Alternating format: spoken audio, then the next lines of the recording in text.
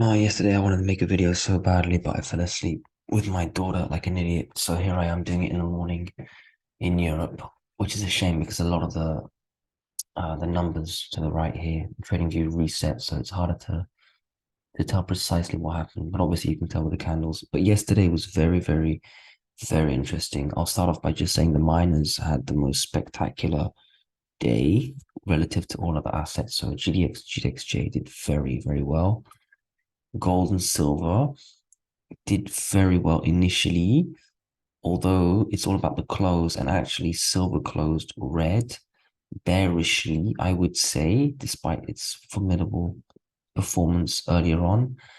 And gold, although it stood out and very bullish and took everyone noticed that, it still closed within the technical ranges, and I'm still, you can't say you're bearish because it's just been going up, but I just don't think it has what it takes to keep going, basically. But there are other influences that we should discuss, such as the market, especially the European markets. Let me start with the EU markets. So we're looking at the DAX here. I mean, look at this, very, very strong. It basically now when you look at it, yeah, it came tested prior resistance, acted as support.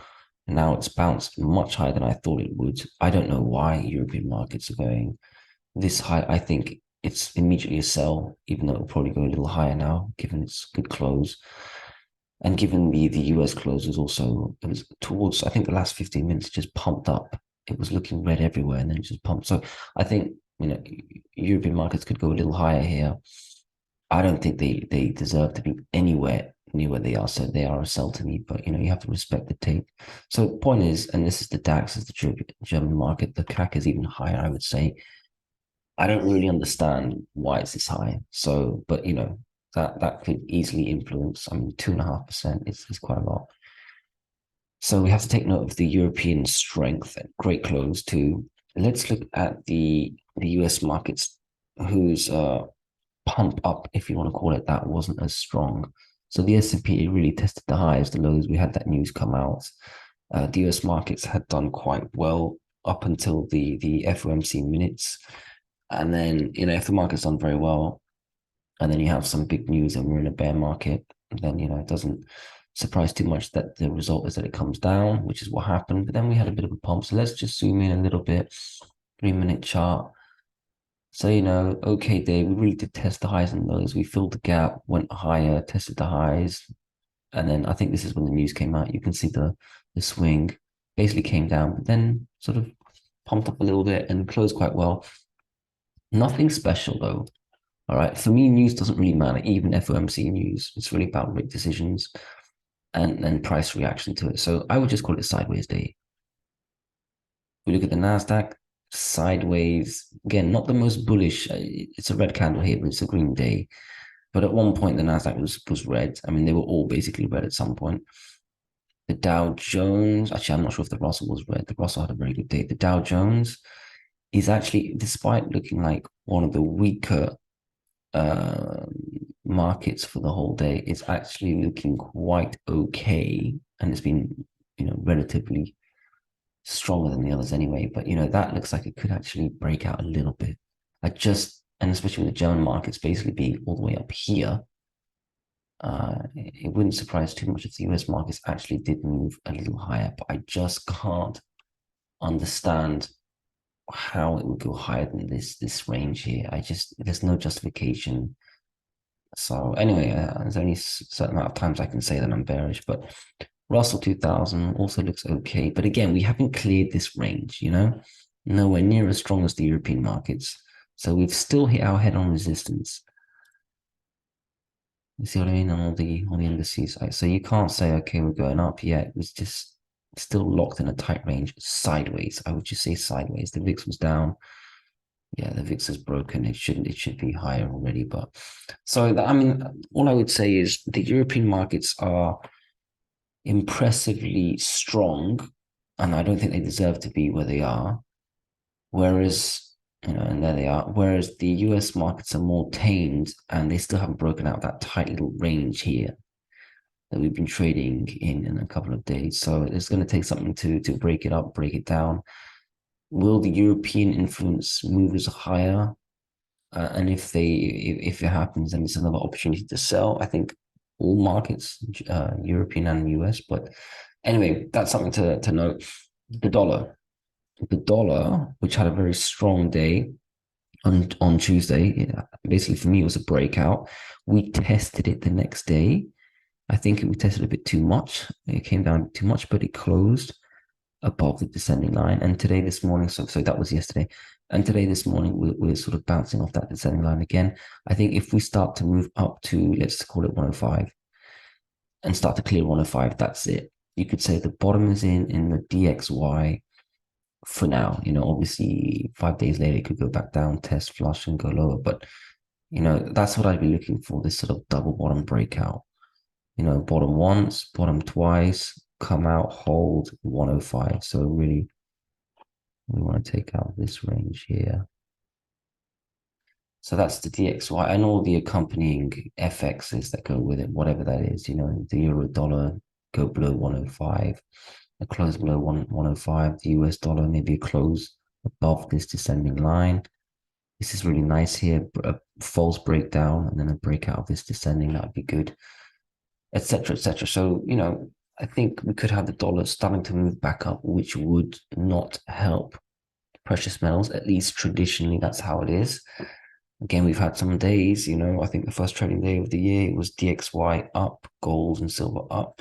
So, but, normally if the dollar goes down, it really does help precious metals. So I would call this a sort of retrace, the DXY retracement, which is holding. So breakout retracement test, which is still looking mildly bullish. Let's look at yields, which to me are acting similar. So we've had the 1 year, so hard to call this, just sideways until it breaks out or breaks down below here. I'm just going to say sideways on the 1 year. The move is so small that there's nothing to discuss, just sideways. The 2 year though, here I think we can, again, that's sideways, but it's sideways after a breakout. So I think it's a bit like the dollar. We broke out, we've sort of gone down a little bit, this is nothing still, but sideways. I'm looking for continuation, break out of this 4.5. And then I think as soon as it takes out 4.5, it might not even stop here at 4.58. It could just keep going straight to new high. So I think any minor breakout of the 2 year will send the yields up to new highs quickly. The 5 year will take time to test its prior 4% and then break out and basically will test this range. I think it will find resistance here. 10 year, the same thing. So it's not like the 2 year where it's immediately to new highs. It's got a longer way to go to test old high here, 3.9. And then when we take out 3.9, I don't think 4 is anything. I think it goes straight to 4.2. So, but again, it's just more work than the 2 year. I think everything depends on the 1 and the 2 year. 30 year again would be like the 10 year. European yields have come down also after testing new highs. So I think that'll be the same. And actually, European yields could be the ones that make the move to drag up the US yields. So I think they've come down a bit. I think European yields are going to go back up. And if European yields go back up, how the hell can the markets go up? I don't really understand how EU markets are up that much. I mean, I know when there's inflation, it's reflected in the stock market too, but I don't think it justifies the kind of bounce we've had. So let's see if yields overall go back up and then see what that effect has on markets, because the last 6 months yields go up, markets go down. So yeah, let's look at commodities now. And before I go to gold and silver, okay, copper, no, I don't really cover copper too much, but it's very important, of course. Just sideways action. I'm not going to go into copper too much here because it's just sideways. Obviously, it's come down a bit in the last few days. Natural gas, though, that's really come off a lot. It's lost its ascending support. Sorry. Actually, let me go to the weekly chart just so you get an idea. There's quite a drop from 10 all the way down to 4. It's a massive drop. I think natural gas is a bit of a buy here because look at this prior resistance here, becomes support there. And also, usually when you break something like this, you do tend to have a retest. So I can see natural gas coming back up to test 5. If anyone wants to play natural gas, I do have one oil and gas stock, which I love. Trillion Energy. So I was thinking about buying some of that, but I just didn't do it yesterday because the price of that stock. It only just flushed its ascending line. I think it will go lower, so I think I can get my stock a bit lower. But anyway, natural gas, I think overall is a bit of a buy. Definitely at 3.5. I don't think I'll get to 3.5, maybe 3.6. Oil also, let me go back to the daily. I mentioned that I think 1 or 2 days ago that it could get a bit lower, and here we are. I think oil is a bit of a buy. I wouldn't be surprised if it bounces before getting to 70, because a lot of people are buying oil, and I don't think you're going to get your 70 or even 71. So even where it is now could be I don't like to say it could be, is a buy. To me, it's a bit of a buy. And then play this breakout and then back to 90, 93 or whatever. So oil also. Let's get to gold and silver. So for me, gold and silver, and forget these red numbers here. This is this morning, which doesn't even count too much. Look at gold. Gold was amazing. It took out it pierced this ascending line, but it closed kind of just within it. If I was really, really precise with the lines, well, you can't tell the close though. No, let me just stay with the daily. I mean, to me, very good, very impressive, but we're still within this pennant. Even if we close just above, it's just not enough for me to consider the move to 1880 inevitable. If I look at silver though, and this is more important, silver, almost the opposite. It closed despite yesterday testing, its old the prior day's high of 24, let's call it 45. It closed red and it closed below the ascending support, which is bearish. And after you've had a chart like this is bearish, put it simply. It'll come down here. Normally, if it's any other asset, it'll come down here. It's just exhausted. Like, yeah, it's very bullish. It's very good. It wants to maybe go higher, but it just can't do it yet. And after you've had this many attempts with gold helping you, like picking you up and dragging you higher and having that kind of a day, if you close below, it kind of means, look, I need to go low and just have a break. Then we'll see later. And also something else is this ascending line. I noticed it yesterday. I'd drawn a very rough, see this one here. Actually, no, this one was quite well. I just didn't draw this one. And I thought, wait a minute, we're testing this range. Is there a descending line that I haven't drawn that actually touches this? I just get rid of this one. You can see it more clearly. I really drew it from top, which kind of makes it more credible. They're both relevant. So I think we have a lot of resistance. That's why we have a lot of resistance also. Plus we have this gap fill on SLV, right? Sort of this gap fill range. And also at 23, I remember. Why did I think 23? Yeah, this sort of gap area here. But anyway, there's a lot of resistance, I've said that a lot as we're approaching this area. This is going to be hard to break out of before getting to 26. Some people are saying 26 because, it's the old high, sort of vertically speaking. But for me, the descending lines are the most important. And you can see for silver, despite gold having a great day, silver is showing that there is extra resistance a bit early, and I think it is the descending line. And actually, I think it might be this one here, which I've drawn relatively precisely, and you can see it's touched it perfectly. So even if we're a bit flexible on price, you can see it's pretty precise so far. So to me, perfect descending resistance. The tram lines I've drawn here, this pennant, I gotta respect it. Technical analysis is not guaranteed. Obviously, nothing is, blah, blah, blah, but it's pretty damn helpful and it works most of the time. And for me, a big liquid market like gold and silver is more likely to adhere to technical analysis than some illiquid small cap, that pumps on fake news or something. So I say all of that to say this. I think we're going to go lower. I can't believe I said that after how much strength we've had so far today. Obviously, the day is young, but silver does actually look weak. So, I mean, I'd be looking for a breakdown of 23, especially this candle here, 23. Call it 40 is okay, Although by the time we get there, we're down probably 1-2%. So that's already enough for the day. But I think once we get here, then people will start to say, okay, maybe it needs to go back down to low 22s. But you've got to say this when things look bullish. So I'm happy I stuck with my thesis that will go lower. And I'm gonna leave these here really. I don't know if we're going to be able to get that much lower in silver. Asking for a 10% drop is a lot. You'd need to have the markets fall and the dollar going up. But, like I've said, I see yields maybe going sideways up and the dollar sideways up. And, if with the dollar not really going down, you have silver struggling. Imagine with the dollar going up, we could get this retracement. So I'm looking forward to this. Gold will probably fall all the way back down to the ascending line. Depends how much silver goes down. I don't know if silver's going to lead the way, but I think we can see gold going back down to 1820, which is basically prior resistance, So let's look for gold going down, silver going down if the dollar goes up.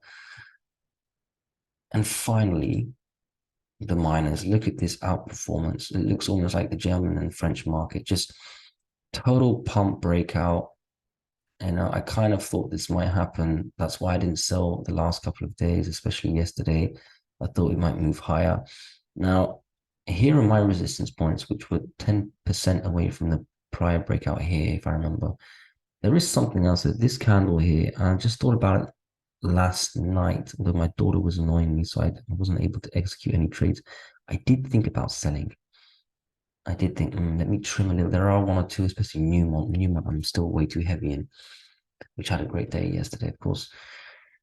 But I did think maybe this candle will be a little bit of resistance before we get there, and we might not get there. What if the market starts to go down? What if the dollar? I mean, look, if the dollar goes up, it doesn't really matter what yields do. If the dollar goes up, with gold and silver thing, especially silver, if the dollar goes up and silver goes down 2%, all the miners will be down.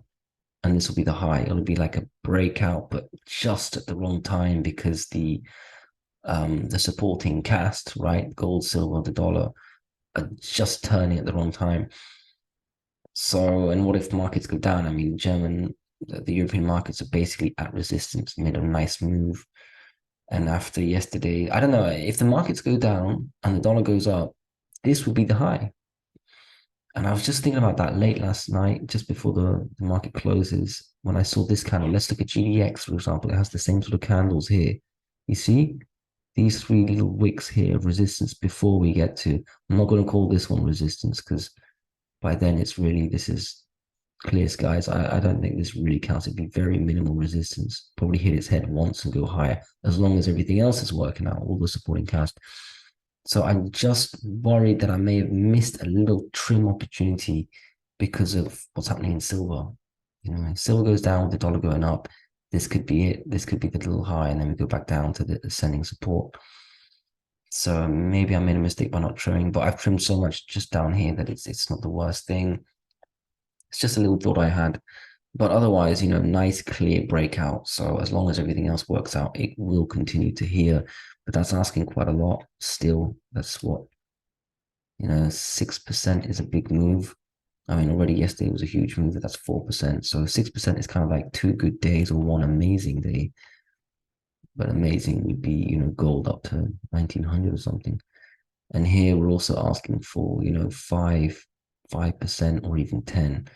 So it's going to take a lot for that. It's going to take silver just reversing and going higher. I don't see silver reversing, going back up here and then breaking out.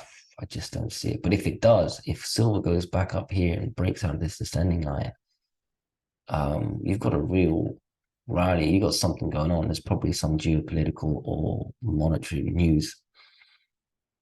Okay, so that's it really. Just watch the miners and gold, silver, and DXY, and obviously the markets, what we always watch.